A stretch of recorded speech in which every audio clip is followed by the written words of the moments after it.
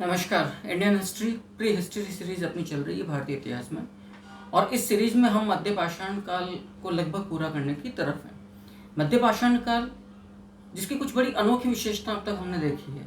संपूर्ण भारतीय प्रागैतिहास के अंदर पशुपालन के प्राचीनतम साक्ष्य हमें मध्य पाषाण काल से दिख रहे हैं। कृषि की वन्य किस्में भी हमें कृषि खाद्यान्न उत्पादन की हमें यहीं से नजर आ रही है।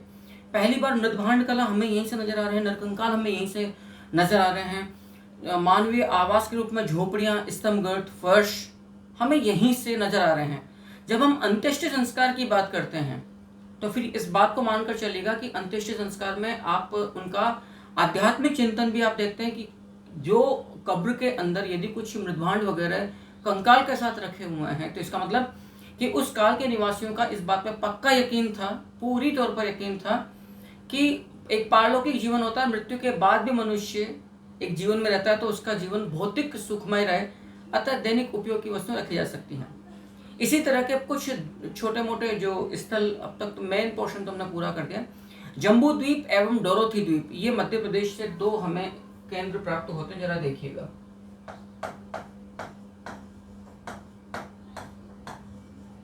याद रखिएगा, जम्बू द्वीप एवं डोरोथी द्वीप, ये दोनों जो स्थल हैं ये मध्य प्रदेश से हमें प्राप्त होते हैं। पहली बात तो ये आपको मध्य प्रदेश से प्राप्त हो रहे हैं। मेसोलिथिक साइट्स हैं। अब प्रागैतिहास में अब सबसे बड़ी बात है कि यहां से आपको दो चरण प्राप्त हो रहे हैं जम्बू द्वीप एवं डोरोथी द्वीप से। देखिए, जो फर्स्ट फेज है और आपका आ गया सेकंड फेज। तो जो आपका फर्स्ट फेज है वहां से आपको क्या मिल रहा है? मृदभांड रहित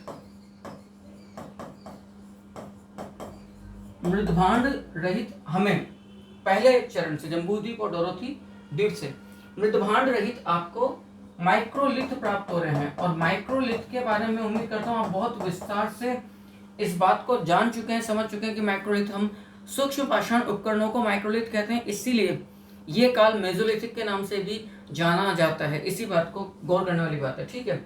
एक तो ये हो गया। सेकंड जो फेज है, सेकंड फेज की खास बात है कि यहां पर मृदभांड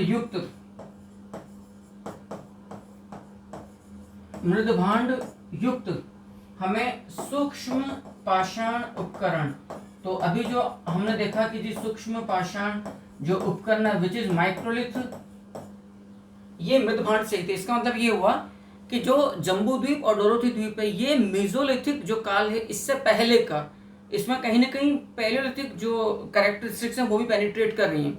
क्योंकि हमें मालूम है बहुत अच्छे से कि पूरा पाषाण काल में पैलियोलिथिक साइट पर मृदभांड या पोट्री कला आर्ट नहीं पाई गई थी। इसी प्रकार का एक स्थल है जलालहल्ली। अब जो ये जलालहल्ली है, अच्छा जी हमने थोड़ा सा गलत लिख दिया है, आइएगा। तो ये जो जलालहल्ली है ये याद रखना, पहली बात तो कर्नाटक से प्राप्त ये स्थल है। अब ये जो मध्य पाषाण काल है जलालहल्ली का, एक तो स्फटिक इंडस्ट्री यहाँ पर काफी ज्यादा महत्वपूर्ण, और यहाँ पर डी रोमन लिपि का जो डी जो एक लेटर होता है उसके आकार का तिरछा तीर फलक आपको यहाँ से प्राप्त हुआ। ये सबसे बड़ी बात है जलालहल्ली से। तो एक तो यहाँ से आपको स्फटिक उद्योग, आप लोग जानते हैं कि चमकीला पत्थर होता है, अर्ध मूल्यवान रत्न के रूप में भी आप स्फटिक को लेते हैं। तो एक तो यहाँ से स्फटिक उद्योग हमें प्राप्त हो रहा है। दूसरी बात, यहाँ से आपको रोमन लिपि के डी आकार का तिरछा एक तीर का जो अग्रभाग होता है, फलक जो होता है, वो आपको यहां से प्राप्त हो रहा है। अब ये कहां से मिल रहा है हमें? तो बिल्कुल बहुत स्पष्ट है कि ये हमें स्थल प्राप्त हो रही जलालहल्ली से। इसी प्रकार से कनेवल एक एरिया है गुजरात के अंदर, यहां पर याद रखिएगा ऊंट की हड्डियां प्राप्त हो रही हैं। इसका मतलब क्या निकल रहा है कि मेसोलिथिक जो निवासी थे वो ऊंट पालन या ऊंट, क्योंकि पशुपालन के प्राचीनतम साक्ष्य में बागोर से मिले, आदमगढ़ से मिले मेसोलिथिक साइट में। तो कनेवल एक और महत्वपूर्ण स्थल है, जरा इसको भी देख लीजिएगा आप लोग।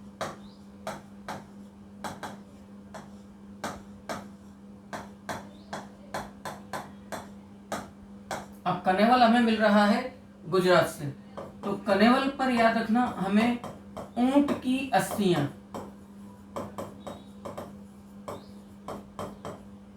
कनेवल से हमें ऊंट की अस्थियां प्राप्त होती हैं, ये सबसे ज्यादा महत्वपूर्ण है कनेवल गुजरात से। अब जो आप सराय नाहराई की बात करें, महदहा की बात करें, दमदमा की बात करें, बुरजाहोम की बात करें, बागोर की बात करें, लंगनाच की बात करें, ये तो बड़े विशिष्ट स्थल हैं। पुनः भीमबेटका मध्य पाषाण काल में उभर कर कुछ नई विशेषताओं के साथ आता है। यानी कि भीमबेटका पाषाण काल से लेकर आज तक एक सांस्कृतिक अनुक्रम बना हुआ है। कुड यू इमेजिन, उस जमाने की भीमबेटका से एक ऑडिटोरियम गुफा प्राप्त हुई है, जहां पर एक वयस्क, एक एडल्ट और एक माइनर का हमें शवाधान प्राप्त हुआ है। यहां से आपको एक तश्तरी मिली है, तश्तरी बाउल जो होता है चलचिरनी पत्थर से निर्मित। कुल 29 जीव प्रजातियों के का चित्रण यहाँ की गुफा चित्रण में पाया गया है। अब एक बाइसन एक शिकारी का पीछा कर रहा है और उसके दो साथी असहाय स्थिति में हैं। ये चित्रण आपको यहाँ से प्राप्त हो रहा। ट्राइबल बैटल को भी यहाँ पर एक शो किया गया है। कालांतर के चित्रण में तो गणेश जी जैसे चित्र भी सामने हमें भीमबेटका से प्राप्त होता है। खैर देख लीजिए, भीमबेटका अंतिम ये मेसोलिथिक साइट आज मतलब इस सेशन में हम ले रहे हैं, इस प्री हिस्टोरिक मेसोलिथिक जो ड्यूरेशन आपका चल रहा है। तो अब हम ले रहे हैं भीमबेटका, विस्तार से देखते हैं, एक एक करके चीजों को देखेंगे। आप आराम से इन चीजों को अपने पेन डाउन करते चलिएगा। दोबारा बोल देता हूं, जिला रायसेन मध्य प्रदेश से पाया गया है। जैसे आदमगढ़ मध्य प्रदेश में खोज किए गए doctor V S Wakankar, which is known as the father of Indian prehistoric rock paintings. तो Bhimbetka was also discovered by doctor V S Wakankar. ठीक है, तो भीमबेटका से मध्य पाषाण काल की एक तो आपको ऑडिटोरियम,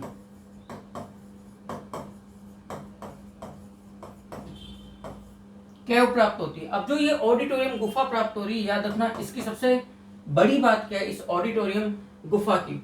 ऑडिटोरियम गुफा की जो सबसे महत्वपूर्ण हमें मतलब यहाँ की जो विशेषता प्राप्त हो रही है वो क्या है, जरा उसे समझिएगा।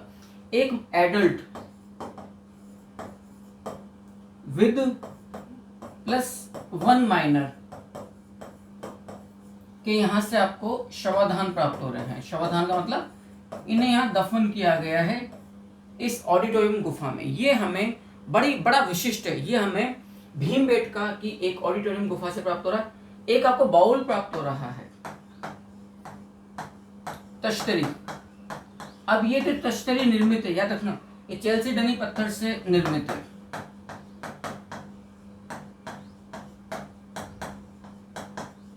ये चेल्सीडनी पत्थर से निर्मित आपको तश्तरी या बाउल प्राप्त होती है। अब जो यहाँ जो रॉक पेंटिंग्स, केव रॉक पेंटिंग्स पाई जा रही हैं,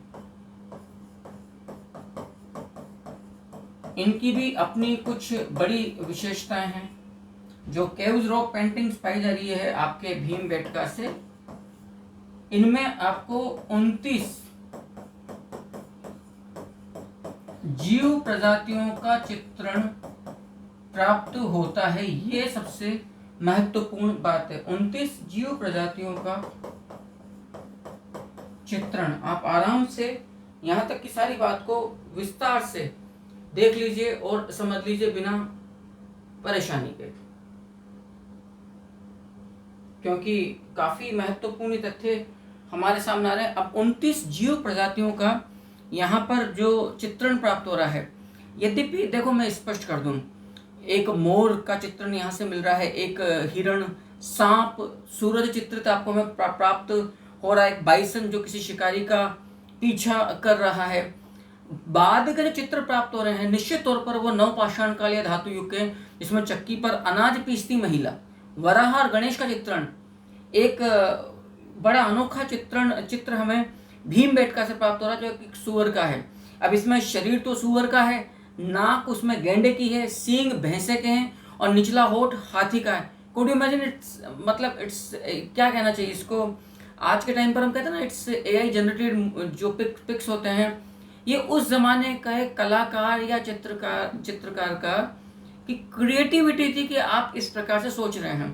तो चक्की पर अनाज पीसती महिला हो, ठीक है, मोर, हिरण, सांप, वराह, गणेश जी, ये बाद के चित्र हैं। और जो सुअर का, जिसे हम कहेंगे एक प्रकार का हाइब्रिड, क्या कहना चाहिए, आर्ट या हाइब्रिड, इसको पिक्चर कह सकते हैं कि शरीर सुअर का है, नाक उसकी गैंडे की, सींग भैंसे के हैं और निचला होठ हाथी का। इस प्रकार का चित्र हमें भीमबेटका से प्राप्त होता है। और इस प्रकार से जलालहल्ली, जम्बू द्वीप, डोरोथी द्वीप और हम कनेवल गुजरात की बात करें तो ये आपका मेसोलिथिक जो पूरा चित्रण है वो कंप्लीट आपका यहाँ से हो जाता है। एक बार मैं कर दूं, विभिन्न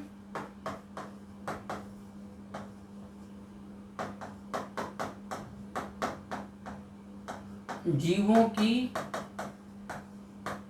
विशेषताओं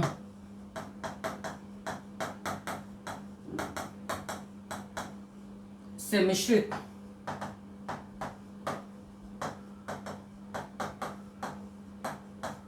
सुअर का चित्र भी हमें भीमबेटका से ही मिलता है।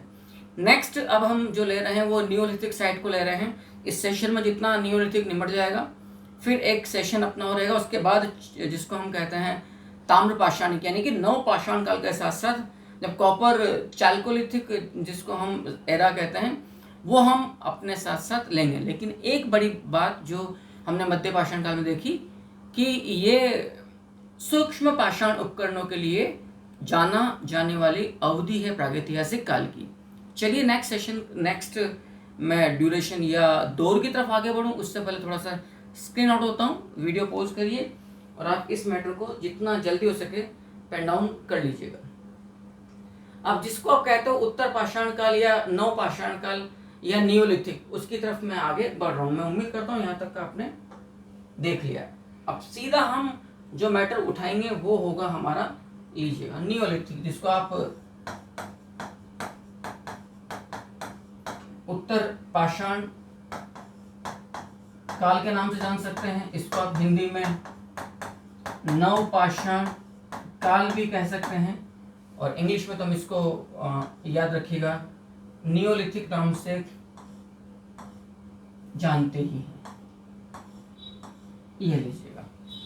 सो द लास्ट, और आप लोग जानते हैं जब इस सीरीज के सेशंस के हमने स्टार्ट किया था, शुरुआत में थोड़ा सा वक्त लगता है कि आप इसका एक हिस्टोरिकल बैकग्राउंड तैयार करें। आई थिंक कि मेरी ये यात्रा आप लोगों के लिए सफल रही है और एक ज़रूर मैं आप लोगों से सहयोग की उम्मीद करता हूँ कि जितना आप शेयर कर सकते हैं इन क्लासेस को, इन सीरीज़ को, आपके साथ साथ आप न जाने कितने और विद्यार्थियों का, परीक्षार्थियों का भला करेंगे कि फ्री ऑफ कॉस्ट इस लेवल की क्लासेस आप लोगों को कहीं से प्रोवाइड की जा रही है। और कहीं से क्या, एनालिटिकल स्कूल ऑफ हिस्ट्री है। सो नियोलिथिक एरा हमारे सामने आता है। हम बात करें तो इसकी जो अवधि है, आप लोग अब सिलसिलेवार ढंग से लेते हैं, 4000 ईसा पूर्व से लेकर 1000 ईसा पूर्व तक की दौर होती है। और ये असल में मेटल एज, जिसको आप धातु युग कहते हैं, शुरुआत में तो ताम्रपाषाणी की चलेगा, क्लियर। इसकी खोज 1860 ईस्वी में लैंडमर सूरियर के द्वारा टॉन्स नदी घाटी यूपी के अंदर की गई है। तो इसको डिस्कवर्ड, इसकी जो खोज की गई है, याद रखना, इस जिसको आप नव पाषाण काल कहते हैं, इट वॉज डिस्कवर्ड बाई लैंडमर सूरियर इन 1860 एडी। याद रखिएगा, लैंडमर सूरियर के द्वारा, कहां पर, टॉन्स नदी घाटी के अंदर। ये स्थल, ये मतलब नव पाषाण काल की विशेषताएं, स्टोन टूल्स आप कह सकते हो, इनको खोजा गया है। अब जिस प्रकार से अलग अलग काल का, चाहे पैलियोलिथिक हो, पैलियोलिथिक में चाहे लोअर पैलियोलिथिक हो, मिडिल पैलियोलिथिक हो या अपर पैलियोलिथिक हो या मेसोलिथिक हो, तो चूंकि आपने उनका एक विशिष्ट नामकरण किया है, इसी प्रकार से स्टोन टूल्स की डाइवर्सिटी, उनके मेकिंग प्रोसेस के आधार पर है, जो इस जमाने का जो होमोनिड या आधुनिक मानवता होमो सैपियंस के हैबिटेशंस के आधार पर इस काल को कई अन्य नामों से पुकारा गया, इसको आप प्रोटो हिस्ट्री भी कहते हैं। हम जानते हैं, हम आद्य इतिहास को पढ़ चुके हैं, इतिहास का वो दौर जब मानव के पास लिपि, क्योंकि मैंने दोबारा कहा नवपाषाण काल का अंत होते होते मनुष्य धातु युग में प्रवेश कर चुका था, जिसको आप फिर सैंधव काल कहते हैं। तो उस हड़प्पाई काल तक आते आते स्क्रिप्ट तो मौजूद है, लेकिन आप मिस्टीरियस होने के कारण उसे गूढ़ रहस्य में होने के कारण उसे पढ़ नहीं पा रहे हैं। अच्छा, यहाँ पर जो स्टोन टूल्स पाए जा रहे हैं नियोलिथिक में, वो पॉलिश्ड टूल्स हैं, पॉलिश्ड स्टोन टूल्स हैं। It could be hand axe और वॉट एवर इट इज, लेकिन वो चमकदार हैं, पॉलिशदार हैं, इसलिए इसको चमकदार प्रस्तर उपकरण संस्कृति के नाम से भी पुकारा जाता है। तो यदि मैं अन्य नाम की बात करूं तो याद रखिएगा, इसको पॉलिश्ड टूल्स कल्चर भी कहा जाता है। क्या कहेंगे इसको हम? चमकदार उपकरण संस्कृति, पॉलिश्ड स्टोन टूल्स, याद रखिएगा, कल्चर भी कहते हैं। और इसको आप आद्य इतिहास या प्रोटो हिस्ट्री के नाम से भी आप इसे पुकारते हैं, याद रखिएगा। आप इसे प्रोटो हिस्ट्री या मैं कहूं इसको आद्य इतिहास के नाम से भी आपने पुकारा है। आराम से एक एक करके सारे पॉइंट्स मेरे हिसाब से बेहद महत्वपूर्ण है, तो आप इनको लिखते चले जाइएगा। अब जलवायु की जब क्लाइमेट की बात आती है, हम पढ़ चुके हैं, there are 2 climate phases. The entire palaeolithic जो साइट है, इसको आप प्लीस्टोसीन कल्चर भी कहते हैं, क्योंकि वहां पर अत्यंत नूतन युग, जिसको आप प्लीस्टोसीन युग कहते हैं, रिसेस उसका थर्ड फेज जाना जाता है। तो स्वाभाविक सी बात है कि उसको आपने प्लीस्टो, लेकिन मध्य पाषाण दौर में और नवपाषाण दौर में देखो जलवायु रही है होलोसीन, तो इसको होलोसीन एपोक या होलोसीन युग भी, नूतनतम युग भी कहते हैं। एक बात, यहाँ पर जो होमोनिड है इट इज होमोसैपियंस सैपियंस, और इस काल को समझ लीजिएगा नवपाषाण क्रांति, स्टोन रिवोल्यूशन भी कहा है गॉर्डन चाइल्ड के द्वारा। तो एक और नाम दे लीजिए यहाँ पर,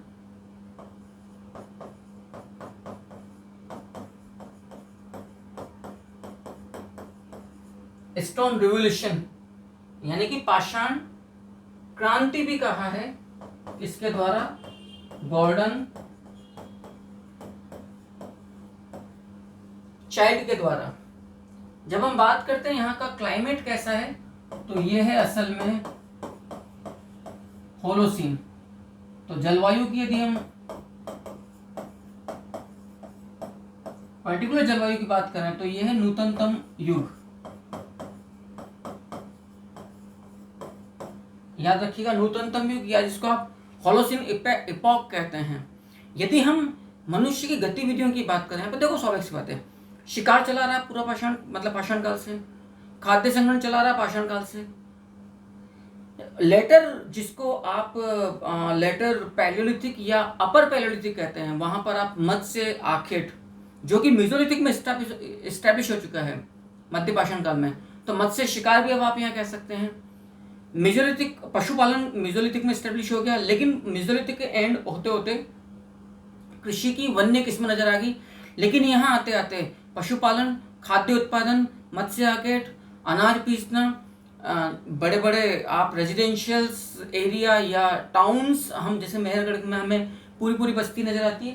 तो यदि हम यहाँ पर बात करें मानवीय गतिविधियों की,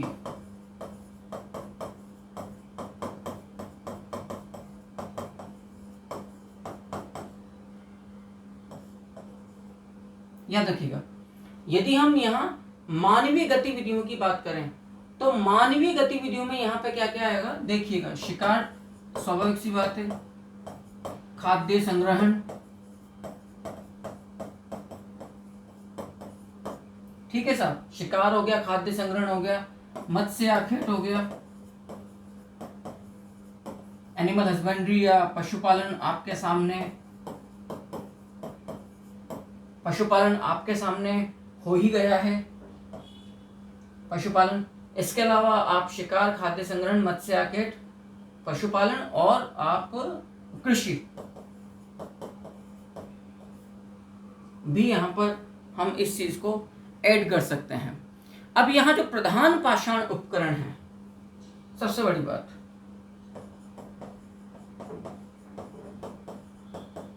प्रधान पाषाण उपकरण देखिएगा, वो हैंड एक्स चला आ रहा है। And you know the first hand axe of entire Indian prehistory was discovered on मतलब by Robert Bruce Foote 30th May 1863 from Pallavaram, Madras, Kottayar Ghati. It was Acheulean type hand axe and quartzite made from quartzite stone. लेकिन अंतर hand axe बराबर चला आ रहा है ना आपके पूरे पैलेयोलिथिक में, आपके पूरे मेसोलिथिक में, लेकिन अंतर क्या आ रहा है, यहाँ जो हैंड एक्स है इट वॉज पॉलिश्ड, तो जो प्रधान पाषाण उपकरण है वो है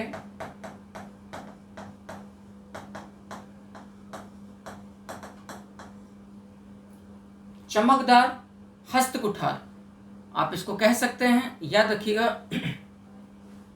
पॉलिश्ड हैंड एक्स भी इसे कहा गया है। ठीक है साहब। अब एक और बड़ी महत्वपूर्ण तथ्य मैं आपके सामने यहाँ पर रखूं कि हमें पुरातात्विक साक्ष्य, जिसको आप आर्कियोलॉजिकली सिग्निफिकेंस की फाइंडिंग्स हमें क्या क्या मिली हैं, सांस्कृतिक साक्ष्य, पुरातात्विक सांस्कृतिक साक्ष्य जो हमें वेरियस नियोलिथिक साइट्स से प्राप्त हो रही हैं। अब मैं उस पर आपसे चर्चा करने जा रहा हूं। क्लियर? स्क्रीन आउट होता हूं, यहां तक की बात आई थिंक इम्पोर्टेंट है, तो आप जितना हो सके उतना उतार लीजिएगा। अब यदि हम प्राप्त पुरातात्विक साक्ष्यों की बात करें तो उस पर हम अपनी बात को एक एक बात को उठाते हैं। आर्कियोलॉजिकल सिग्निफिकेंस की फाइंडिंग्स,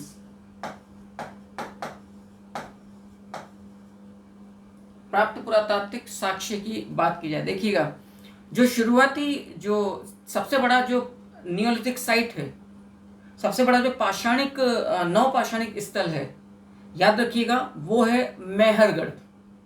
मेहरगढ़। और इस नवपाषाण काल के आरंभिक जो साक्ष्य प्राप्त हो रहे हैं वो पाकिस्तान की क्वेटा घाटी में लोहरालोई, जोब नदी घाटी में कई अन्य आरंभिक स्थल, किले गुल मोहम्मद आप कह सकते हैं, गुमला कह सकते हैं, राणा गुंडई कह सकते हैं, मुंडीगा कह सकते हैं, Mehrgarh. And Mehrgarh is the largest Neolithic site. अब मैं पहले भी चर्चा कर चुका हूं आपसे, गुफ कराल जो कुम्हार की गुफा के रूप में जाना जाता है कश्मीर में, वस्त्र सिलाई और अनाज पिसाई के साक्ष्य आपको वहां से प्राप्त हो रहे हैं। विश्व के प्राचीनतम चाक पर निर्मित मृदभांड चौपानी मांडो से प्राप्त हो रहे हैं। प्राचीनतम नवपाषाणिक बस्ती, प्राचीनतम नवपाषाणिक सबसे बड़ी भी मेहरगढ़ 7000 ईसा पूर्व का। प्राचीनतम गर्तावास संपूर्ण दुनिया में, गर्तावास का मतलब भूमि के अंदर केव्स बना कर रहना, अंडरग्राउंड केव्स, भूमि की सतह से नीचे। इट इज बुर्जाहोम, दुनिया की प्राचीनतम प्रागैतिहासिक कालीन जो दंत चिकित्सा है। It's oldest dentistry in entire world prehistory found from ऐसे अमेरिकन डेंटिस्ट हैं, नाम भूल रहा हूं उन सज्जन का, from Mehrgarh. And the trepanning skull surgery, the oldest evidences of the skull surgery, जिसको आप ट्रिपेनिंग या ट्रिपेनेशन कहते हैं, which is found from Burzahom Kashmir. आप सोचिएगा दुनिया की प्राचीनतम, मतलब दुनिया में चावल की तो प्राचीनतम है, बट यदि मैं इंडियन सब कॉन्टिनेंट में कृषि के प्राचीनतम साक्ष्य की बात करूं तो यूपी जो वही बैला नदी घाटी, संत कबीर जो जिला है संत कबीर नगर, लोहरा देव, वहां से लगभग 9000 ईसा पूर्व का चावल, मेहरगढ़ से 7000 ईसा पूर्व का गेहूं, और कोल्डी हवा वही यूपी बैला नदी घाटी 6000 ईसा पूर्व का चावल। कपास की खेती के प्राचीनतम साक्ष्य मेहरगढ़, सोच रहे हैं आप लोग, अंगूर की खेती के साक्ष्य, भैंस पालन के साक्ष्य मेहरगढ़। तो ये बड़ी ही महत्व की आर्कियोलॉजिकल सिग्निफिकेंस की फाइंडिंग्स हैं जो हमें नवपाषाण काल के विभिन्न स्थलों से प्राप्त हो रहे हैं। अब आप एक एक करके मेरे हिसाब से इनको लिखते रहिएगा, सही रहेगा। तो यदि मैं इस काल के आरंभिक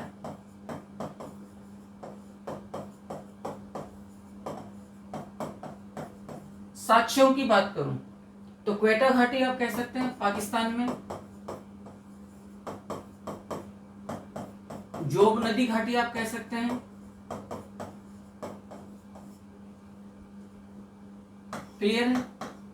वर्तमान पाकिस्तान। अब पाकिस्तान वाले इस बात पे बता सकते हैं भाई पाकिस्तान तो पैदा ही 14 अगस्त 1947 को हुआ है, हम लाखों साल पहले की बात करें तो ये संपूर्ण भारतीय उपमहाद्वीप है। तो आप क्वेटा घाटी में लोरा लोई को कह सकते हैं स्थल। जोग नदी घाटी में अन्य कई प्रकार के स्थल हैं। आप किले गुल मोहम्मद की बात कर सकते हैं, आप राणा गुंडई की बात कर सकते हैं, ठीक है, आप गुमला की बात कर सकते हैं, आप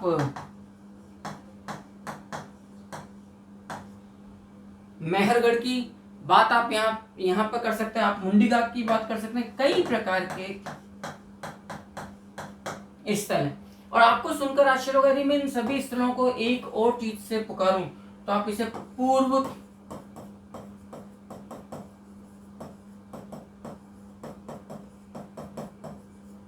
सिंधुकालीन नवपाषाणिक बस्तियों से भी पुकारते हैं,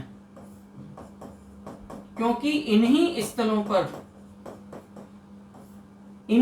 पर हमें ठीक इस दौर के पश्चात कि हमें नवपाषाणिक मतलब हड़प्पाई बस्तियां हमें यहाँ पे विकसित होती नजर आती हैं।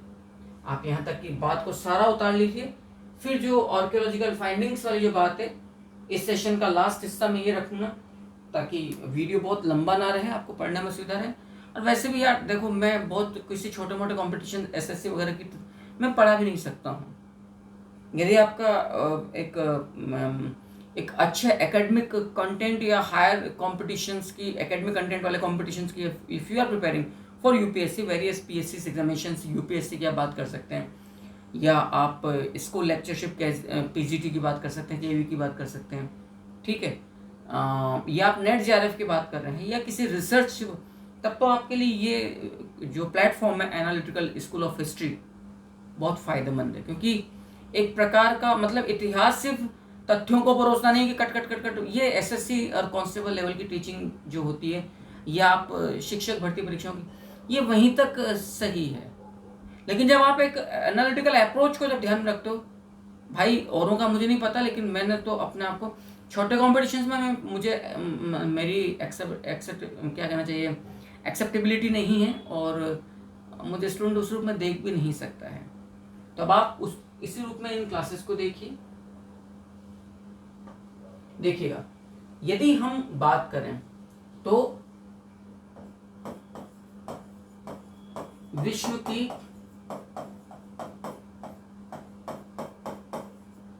प्राचीनतम साक्ष्य में, अब ये जो विश्व के प्राचीनतम साक्ष्य है मैं भारतीय नवपाषाण कालीन संस्कृति से निकाल रहा हूं। आपको अब एक एक करके देखना पड़ेगा। विश्व की प्राचीनतम साक्ष्य, सबसे प्राचीन दुनिया के प्राचीनतम गर्तावास। अब गर्तावास का मतलब क्या है? भूमि की सतह के नीचे खड्डे करके उनमें रूम्स बनाकर रहना, स्पेशली ये बर्फीले एरिया में, ताकि भूमि की जो गर्मी होती है अंडरग्राउंड जो हीट होता है उससे अपनी बॉडी को बचाया जा सके। तो प्राचीनतम दुनिया के प्राचीनतम जो गर्तावास है वो बुर्जा होम से प्राप्त हो रहे हैं, कश्मीर से। यदि हम बात करें दुनिया की प्राचीनतम दंत चिकित्सक, दंत जिसको आप कहते हैं डेंटल दंत चिकित्सक, वो हमें प्राप्त हो रही है मेहरगढ़ से। दुनिया की प्राचीनतम शल्य चिकित्सा, लेकिन ये शल्य चिकित्सा कौन सी है? इसको आप कहेंगे मस्तिष्क शल्य चिकित्सा, जिसको आप ट्रिपेनिंग भी कह सकते हैं या ट्रिपेनेशन भी कहते हैं। यह हमें प्राप्त हो रहा है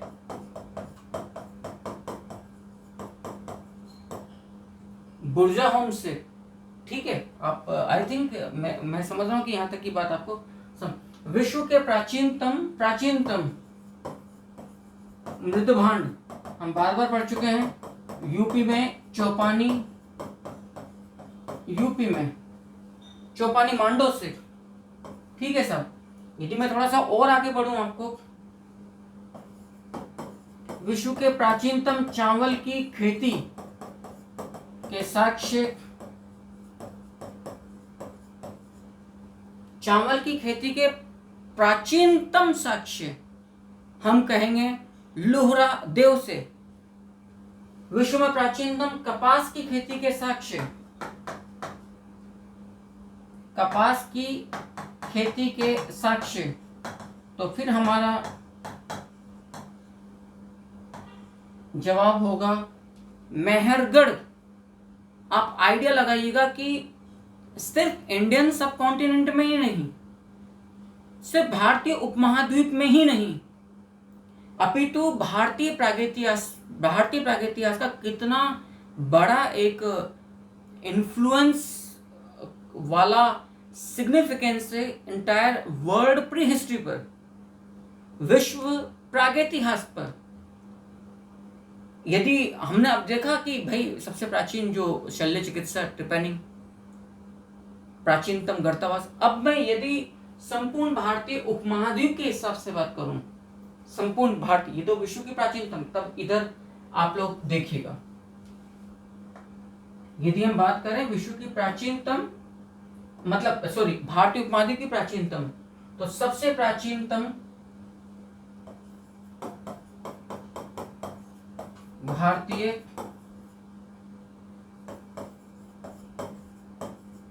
उपमहाद्वीप में,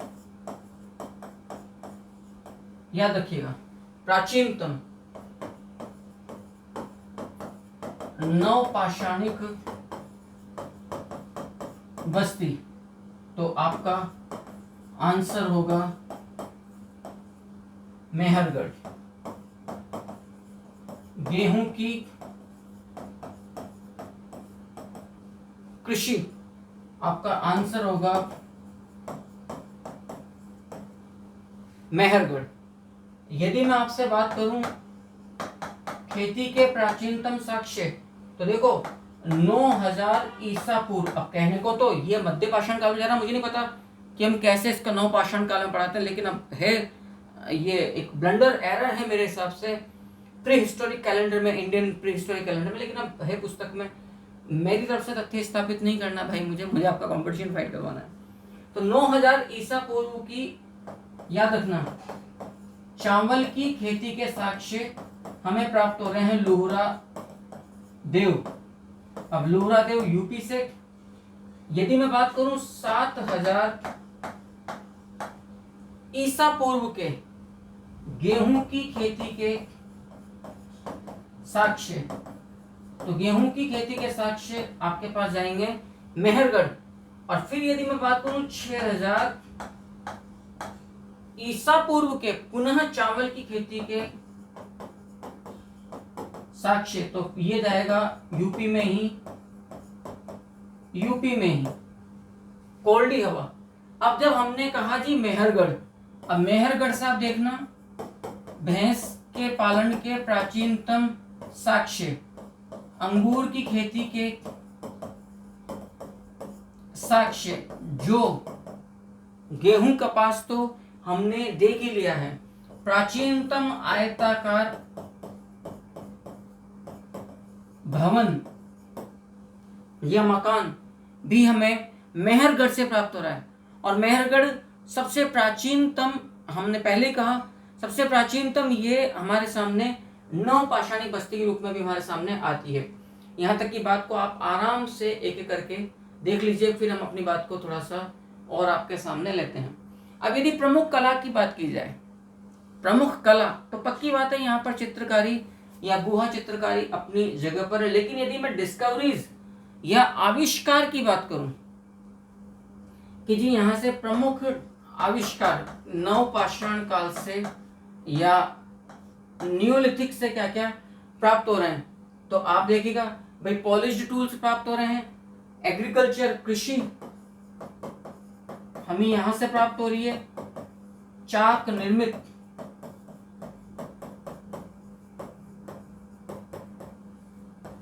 याद रखिएगा, चाक निर्मित मृद भांड हमें यहां से प्राप्त हो रहे हैं, वस्त्र सिलाई।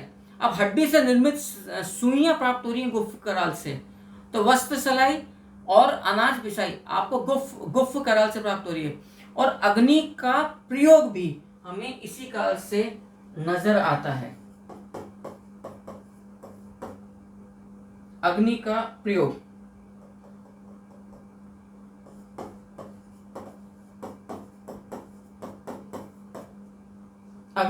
हमें यहीं से नजर आ रहा है। वस्त्र सिलाई एवं अन्न पिसाई। यद्यपि आप जानते हो चक्की पर अनाज पीसती महिला का प्राचीनतम गुहा चित्र हमें भीमबेटका से प्राप्त हुआ था। तो वस्त्र सिलाई और अन्न पिसाई के साक्ष्य हमें गुफ कराल, जिसको कुम्हार की गुफा के नाम से जाना जाता, कश्मीर से ये आपको प्राप्त हो रहा है।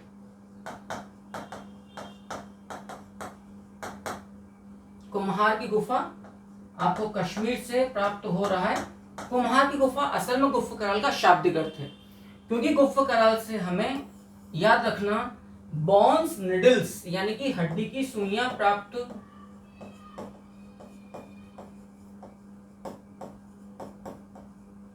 हो रही हैं, जो इस बात का स्पष्ट परिचायक है कि निश्चित तौर पर इनका प्रयोग वस्त्र सिलाई के लिए काम में लिया जाता था। इस प्रकार से ये एक आरंभिक परिचय, काफी महत्वपूर्ण परिचय है नवपाषाणिक बस्तियों का, जिसको हमने सांस्कृतिक महत्व की फाइंडिंग्स या साक्ष्य प्राप्तियां भी कहा है। नेक्स्ट सेशन में मैं उम्मीद करता हूं कि नियोलिथिक पूरी तौर पर कंप्लीट हो जाएगा, हालांकि थोड़ा लंबा चौड़ा मामला है, तो एक सेशन और लग सकता है। सो इंतजार कीजिए, तब तक इसको पढ़ते रहिए, अपने ज्ञान को बढ़ाते रहिए और ठोस कदमों से अपने लक्ष्य की तरफ बढ़ते रहिए। नेक्स्ट सेशन तक के लिए नमस्कार।